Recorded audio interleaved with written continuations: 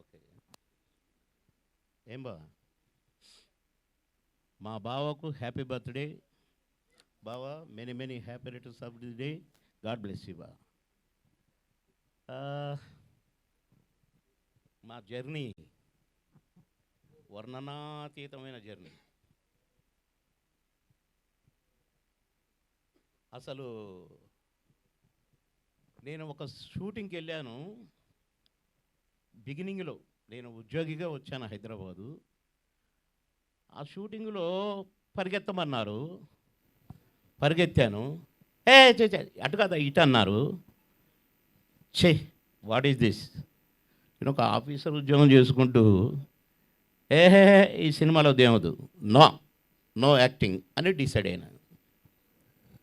Decide అయిన తర్వాత ఒక 3 monthsకు నాకు ఎట్లొచ్చిందో ఒక పిలుపు వచ్చింది ఒక సినిమాలో నటించడానికి. ఎవరితో అంటే బ్రహ్మానందం గారి కాంబినేషన్ అండి అన్నారు. అబ్బా, ఇది ఛాన్స్ అనుకొని బాగా ఆలోచించడం. మళ్ళీ నో, ఈ సినిమా వదలకూడదు, చేయాల్సిందే అనుకున్నా. ఆ ఛాన్స్ రాకపోతే అసలు నేను నటించేవాని కాదు, వద్దనుకున్నాను.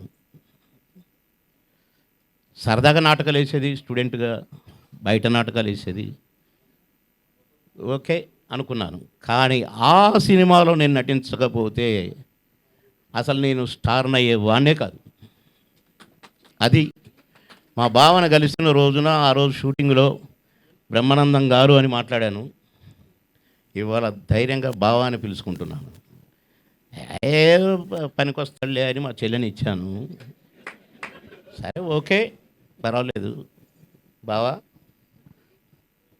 కనుక నా బావ గురించి పొగిడితే దిష్టి తగులుతుంది. మా బావ ఏంటో నాకు తెలుసు, మీకు తెలుసు. ఆకాశం అంత బావ మా బావ. మేము షూట్ చేసేటప్పుడే నేను ఎన్నిసార్లు నవ్వాను ఆ కోతి ముఖం చూసి, ఆ ఎక్స్ప్రెషన్స్ చూసి. మేము ఎంజాయ్ చేస్తూ నటించాము. నాకంటే సీనియర్ అని నేను ఎప్పుడూ అనుకోలేదు. అంత బాగా కలిసిమెలిసి ఒక ఫ్యామిలీ మెంబర్స్ లాగా. అసలు నైట్ అండ్ డే పరిగెత్తి ఎటు పరిగెత్తామో, ఏం చేశామో, 6 షిఫ్ట్లు పనిచేస్తూ మళ్ళీ మీ ముగ్గురం కలుసుకోగానే అసలు నేను, నా కోటన్న, మా బావ. ప్రొడ్యూసర్లు కొంతమంది మా మీద కోపం వచ్చేది. మేము రాజమండ్రిలో ఉన్నాం అనుకోండి, 3 రూములు వరుసగా ఉండేవి. వైజాగ్లో ఉన్నాం అనుకోండి, 3 రూములు వరుసగా ఉండేవి. కానీ మేము మాత్రం ముగ్గురం ఒకటే రూమ్లో ఉండేది. ప్రొడ్యూసర్లు ఏమైనా మీరు ఒకే రూమ్లో ఉంటారు కదా, ఒకే రూమ్లో తింటారు, 3 రూములు ఎందుకు, 2 రూములు దంటకు కదా అనేవాళ్ళు. అదే ఇది అనేది. కరెక్ట్గా భోజనాలు అయిపోయి ఇక మా గోలంతా అయిపోయాక, గోలంత అంటే తాగుడు గీగుడు అనుకున్నారు. ఇక మా అల్లరి ఎంజాయ్ చేసి చాలేరా అని ఆయన అనేవాడు, ఏరే కోట అని ఈయన అనేవాడు. మధ్యలో నేను ఎంతో జాయ్ఫుల్గా ఉండేది మా షూటింగ్. మేము ఎంత అలసిపోయినా కూడా అలసట మాకు వచ్చేది కాదు మేము ముగ్గురం ఉంటే. అలా ఎన్ని ఎన్ని ఎన్ని ఎన్నెన్ని మా బావతో జ్ఞాపకాలని చెప్తే మీకు బోరు కొట్టుద్ది. ఏంటి ఈ సోదభావం అని అనుకుంటారు. కాబట్టి నేను ముగిస్తూ నా బావని మరొకసారి ఆ భగవంతుడు దీవించాలి.